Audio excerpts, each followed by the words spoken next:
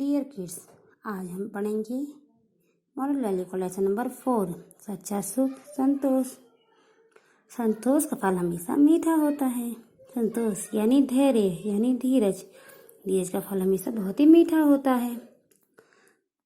धैर्य से ही सच्चा सुख होता है और धैर्य रहित व्यक्ति ही समाज में सम्मान पाता है।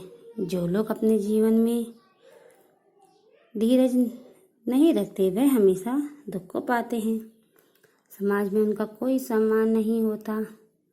ऐसे ही एक लकड़हारे की पत्नी जो कि धीरजहीन थी, उसका पति बहुत ही गरीब लकड़हारा था।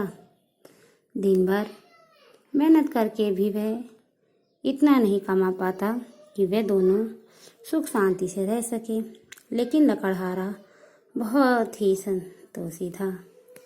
इसके विपरीत उसकी पत्नी अपने पति के काम से खुश नहीं थी। वह चाहती थी उसे भी सभी तरह सुख मिले, आराम मिले। उसका भी मकान पक्का हो, कई नौकर हों जो उसकी सेवा करने के लिए हों। उसके बाद बहुत सारे अच्छे कपड़े और बहुत सारे अच्छे से गहने हों। लकड़हारे के गांव में कभी कभी कुछ ज्योतिषी आते रहते थे। जब भी लकड़हारे को किसी ज्योतिष के आने का पता चलता, समाचार मिलता, वे घर के सारे जरूरी कामों को छोड़कर उससे मिलने चली जाती। उसे अपने घर बुला लाती और उसका बहुत ही आदर सत्कार करती। वह ज्योतिष से पूछती कि उसे मनचाहा सुख कब और कैसे मिलेगा। ज्योतिषी उसकी बात का फायदा उठाते थे। वे पूजा पाठ के नाम पर उससे ज़्यादा से ज़्यादा पैसे ऐंठते थे, धन ऐंठते थे। उसके गरीब लकड़हारे की अधिकांश कमाई इसी चीज़ में खर्च हो जाती थी। कई बार लकड़हारे ने अपनी पत्नी को बहुत समझाना चाहा, मगर पगली, जितना धन तुम इन पंडित ज्योतिषी पर खर्च करती हो, अगर उतना धन तुम इकट्ठा करके रखो तो हम सुखपूर्वक अपना जीवन बिता सकते हैं। लेकिन लकड़हारिन की पत्नी समझ में उसे अपने पति की बात नहीं आती थी। कभी कभी तो अपने पति से लड़ना भी शुरू कर देती।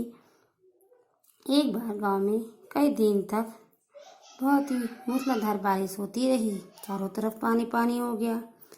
लकड़हारे की झोपड़ी बुरी तरह से बूंद बूंद करके टपक रही थी। लकड़हारे कभी अपने भाग्य को तो कभी अपने पति को बुरा भला कहती। एक दिन अचानक उसका दरवाज़ा खटखटाया किसी ने। मैं लकड़हारिन का भाग्य हूँ, दरवाज़ा खोलो। बाहर से आवाज़ आई। आवाज़ सुनकर लकड़हारी ने तुरंत दरवाज़ा खोल दिया। लकड़हारी ने देखा कि एक बूढ़ा व्यक्ति नारंगी रंग के कपड़े पहने हुए उसके सामने खड़ा था। लकड़हारी ने उससे पूछा, महाराज आप कौन हैं? मैं तुम्हारा भाग्य हूँ। मैं इधर से गुजर रहा था तो मैंने सुना कि तुम मुझे बुला भला कह रही हो। सोचा कि तुमसे मिलूं और इसका कारण जानूं। ये सुनते ही लकड़हारी भाग्य से बोली, बुरा ना कहूँ तो क्या कहूँ? क्या तुम्हारी प्रशंसा करूँ? तुमने मुझे दिया ही क्या है? ना तो गहने, ना ही पैसे और ना ही एक पक्का सा मकान।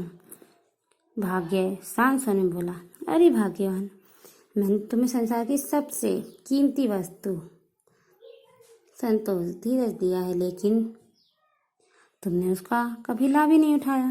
कहकर भाग्य ने अपनी थैली से एक चमकीला पत्थर निकाला और उसे लकड़हारी को देते हुए बोला, सुनो, यह पत्थर अपने पास रख लो।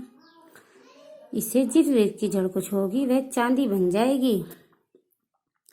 लेकिन मेरी एक बात हमेशा याद रखना कि अचानक ज्यादा धन आने पर बड़े बड़ों की बुद्धि भी खराब हो जाती है। पत्थर देखकर वह बूढ़ा व्यक्ति अदृश्य हो गया। अब लकड़हारी की खुशी का ठिकाना ही नहीं था। तुरंत उसने अपने पति से कहा कि बाहर किसी ने वृक्ष की जड़ से किसी भी पेड़ की जड़ काट लाओ। लकड़हारी ने उत्तर दिया, भाग्यवान, अभी तो बारिश हो रही है, सवेरे उठकर काट लाएंगे। लेकिन लकड़हारी ने अपने पति की बात अनसुनी कर दी। उसे तो केवल धन की ही इच्छा थी। वे तुरंत अपने स्थान से उठी और कुल्हाड़ी उठाकर लकड़ी काटने चल दी। बाहर तेज बारिश हो रही थी, लेकिन उसने बारिश की भी परवाह न करके लकड़ी काटना शुरू किया।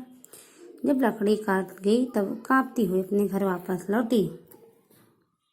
अपनी झोपड़ी में आकर उसने अपने पति से कहा, मुझे ठंड लग रही है, आग जला दो।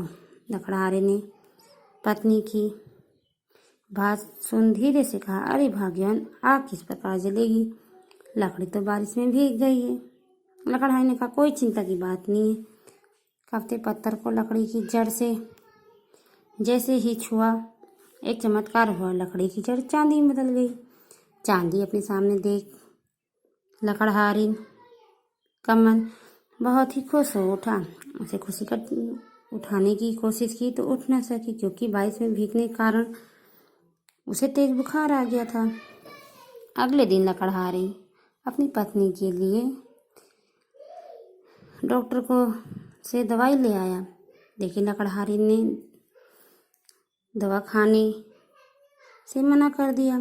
वह बोली, अब तो मेरे पास बहुत सा पैसा है, मैं अपना इलाज शहर के बड़े डॉक्टर से कराऊंगी, मुझे शहर के सबसे बड़े डॉक्टर के पास ले चलो।